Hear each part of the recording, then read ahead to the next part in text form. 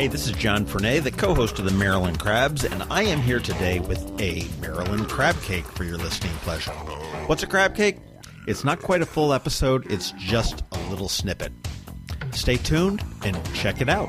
And make sure you check us out on themarylandcrabs.com. You can follow us on Twitter at MD Crabs Podcast, or find us on Facebook at the Maryland Crabs Podcast. And don't forget, subscribe, rate us, iTunes. Go there now. Hey, we're here at the Ram's Head on stage at 33 West Street with Donavon Frankenreiter. How are you today? I'm doing great. Thank you. Good. You've got a show coming up tonight, the 22nd of August, and you've got another one on the 23rd. And there are a couple tickets still available for tomorrow's show at ramsheadonstage.com.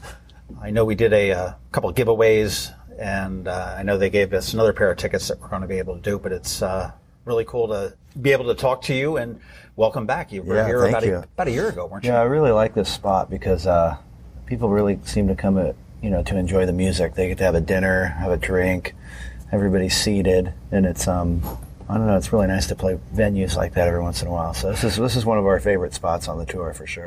And you're out of California? Yeah, I grew up there, but I'm in Hawaii now full time. In Hawaii? Yeah, full time living there now. Yeah. Surfing? Heaven on earth. Surfing still? Yeah, nonstop. Okay. You go to your wiki page, and it says Donavon Frankenreiter is an American musician and surfer. Mm-hmm. Which came first? The surfing. I started that when I was 10, and then I started playing guitar when I was 16, but I never signed a record deal until I was 30 years old. So it came a lot later in life. But I've been making a living surfing since the age of 16. That's what I've been doing for a living forever, and still have endorsements and still do that. But the music thing kind of started to take off like when I was about 31 years old. So it's been for the last 14 years. Okay. 31 years. I mean, I'm established in my career. You're established in your surfing career, whatever it is at 31. How did music kick into here? Well, I always played music, but I never sang it or wrote it. And it was during that time I met my wife, and I was sort of in this glorified cover band, and I would just be coming home kind of just depressed, being super bummed, like being like a live jukebox. And so she was just like, then you got to write your own songs and sing. So I started doing that, and then fast forward a year later, I signed a deal with Jack Johnson on his label. He produced it, co-wrote songs with me, and then I went out and toured with him for 2 years, and that's when it kind of all came together.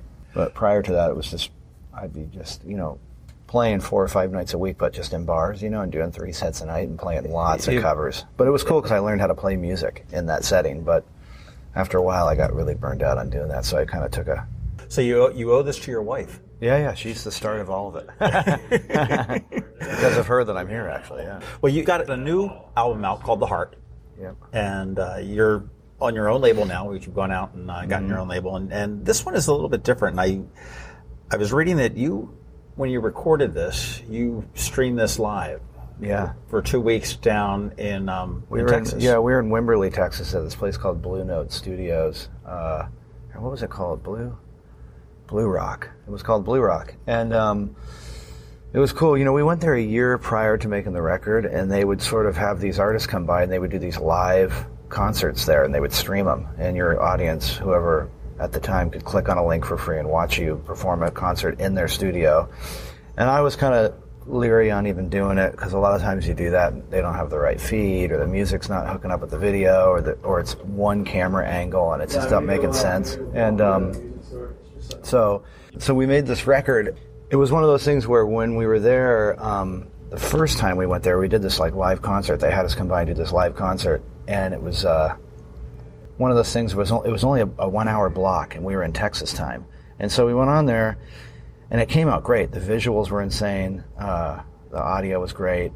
But I realized when I was there, when you have fans all around the world, if you're not really in that time zone, you can't click on that link. If you're not living in Texas, or at least West Coast, some people were at work or whatever, but I thought, it'd be a really great idea if we came back a year from now when I make the new record. And I told the guy, the owner of the studio, and he was like, oh my God, really, you want to do that? I said, we should come back and do 1 song a day, 10 hours a day, and record an album here. Because then, and I didn't even know if that would work either, but I thought, hey, somebody in Brazil could at least click on the link for 30 minutes when they get up in the morning. Or, what I realized is, I think when we did that live concert, we had 1,000 people click on it. And then when we did the album, like 5,000 people a day would click on the link because from all over the world, because they had a moment, a minute here, 10 minutes here. Some people would leave it on for an hour. And it was cool to have everybody at least for a moment, just kind of go, hey, what are they doing in there? So it was a lot of fun. It was a lot of globalized your audience. Well, took some balls to do, too. I mean, it was really fun. When we first started, it was a little scary because, you felt like you might have to, I don't know, not necessarily perform for the cameras, but I realized that just became like nothing. It was like they disappeared. We were making a record, and it was cool because people could write in like, hey, you should try that guitar, or what are you guys working on now, or what mic is that? And so there was some interaction going on the whole time, which was really great. But I always thought it was like kind of a neat platform, like if somebody like, I don't know, like U2 or a giant band, John Mayer, just did one song and they were going to record it live in the studio. I would think that even if you had his fans click, $1, and by clicking $1, you get to watch the process of the recording of the song, and as soon as he's done, it gets sent to you, digitally. It's like he'd probably sell 1 million records in one go, 1 million songs, Right. So I don't know, it was like a neat concept because people that are really huge like that. I just want to go back. You talked about your wife telling you, man, dude, you got to do your own stuff. Family, and I know I was cheating. I was talking to Laura over at Ramshead, and she said, family is just really important to you. Tell me about what's I have a 14-year-old son, an 11-year-old son. I've been married 16 years, 15 years, and, it's everything. I kind of do everything to, to sustain whatever I can, this lifestyle that we've created for my wife and kids. It's like, they're the inspiration in the music.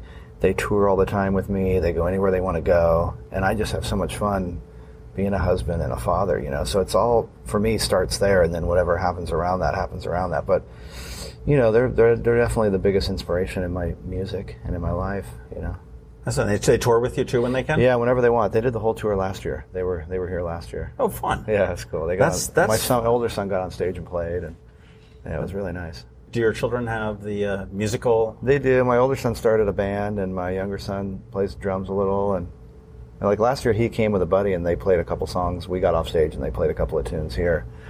They have their own little band they started in Hawaii, so it's really fun. They're doing their thing. They surf? Non-stop, yeah. That's why they're not playing much music, because whenever they're awake, they're surfing. Oh, I tell you, where in Hawaii do you live? What in Kauai, on the North Shore of Kauai. Okay, that's really beautiful. All right, what is the best musical decision you've made? Well, for me, it was to write my own songs. As soon as that happened, it all kind of made sense. That was the greatest feeling. And I always feel like it's that thing, like if you're going to fail or succeed, at least you're going to do it with your own music, And I think another decision you got to make is you got to make music that you love. Like you have to make music that feels right for you and never chase down that like, what do people want to hear? Because if you do that, then you're just going to go down this like rabbit hole that'll never end. You have to make music that you love to play, and that you love to sing, and that you believe in, because then when you're doing it, it seems to all connect. Which is kind of what brought this latest album, The Heart, together. I mean, that was sort of like one of those things. I went back to the basics. I didn't really know how it was going to come out, but I knew I wanted to play acoustic and just sing these songs that, I wrote 3 of them myself, and then I co-wrote another 7 with Grant Lee Phillips, and then he wrote 2 all by himself, and it was just a collaboration of these really great tunes, but I wanted it to be simple in the sense I'm on acoustic. I got my buddy who plays the bass and electric. I went a drummer, and kind of go back to how I made the first record. But it was a lot of fun. It was great. Some good songs on there. And I'm assuming that tonight and tomorrow we're going to be hearing... Yeah, we do a couple off every record because we have like 10 albums out. So right. I try to play 2 or 3 off every album, but we end up playing like about 14 songs a night. And I'm always up for if people yell something out, If we remember it, we'll play it. But what song of yours is the most underrated that people need to hear? Coming from the mind of Donavon Frankenreiter, not a chart thing or anything like that. Jeez, I don't know. Underrated. Or perhaps which song, do you have a song that means the most to you? Not really. I mean, it's crazy. These songs, they become like sort of like your children in a way when you're writing them and recording them. And as soon as they're done being recorded, they're kind of like, they're still yours, but then they're not. They go out into the ether, you sort of... Yeah, but I feel like a song's never finished until it's recorded either. So it becomes this thing where you hold on tight to it and then you record it, and then as soon as it's done, you let it go, then it's over, But I don't know. I have tunes that are some of my favorites off of every record. But maybe off of I don't know. Maybe play that song, You and Me. Maybe play that song, You and Me. It's off of The Heart. It's a cool song. Nobody really ever talks about it or requests it or anything, but I really love it. It's got a good message. I'll tell you what, then that's what we're going to do. That's Donavon Frankenreiter, thank you very much. We're here at the Ramset on stage. You're playing tonight, August 22nd, as well as tomorrow, August 23rd. Tickets would still be available for tomorrow night's show. You'd be doing yourself a disservice if you didn't come out to it. It's a good show. It's a lot of fun. So if you can make it down, it really is. It's going to be a blast. Definitely be here. Thank you very much. I'll let you get a little bit of sleep on your bus out. Yeah. All right. Thank you.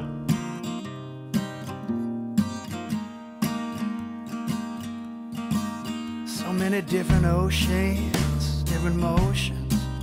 You know we're all just set adrift. So many different seasons, different reasons. You know it's all in one day. Some like to move, some like to groove. It don't really matter anyway. Some take a chance, some take a stand. But you know it's all for romance. And that's why it's plain to see. It's obvious why it's gotta be. From the heart for it to start. And baby, that's you and me. Oh, that's you and me.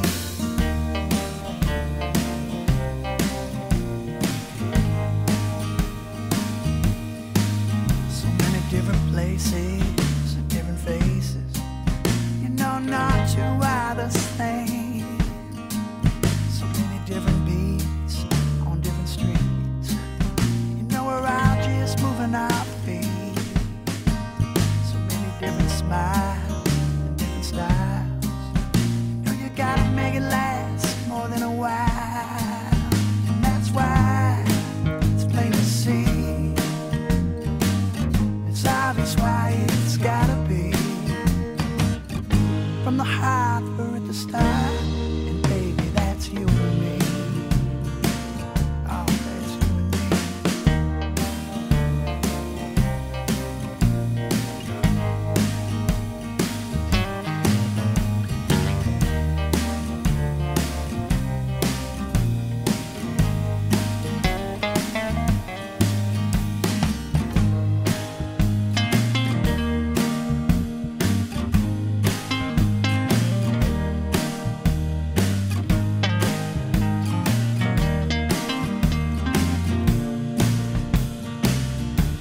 Where I said it's plain to see.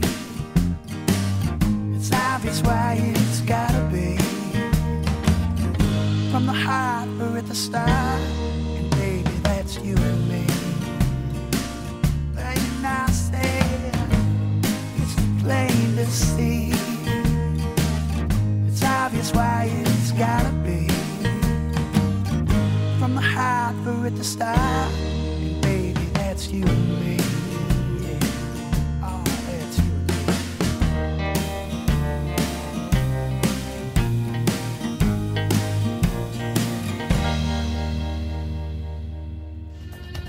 This has been the Maryland Crabs podcast with Tim Hamilton and John Fernay.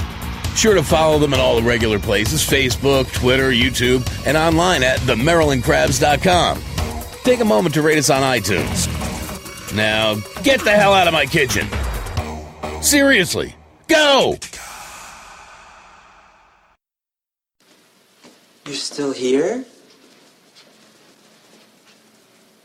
It's over. Go home.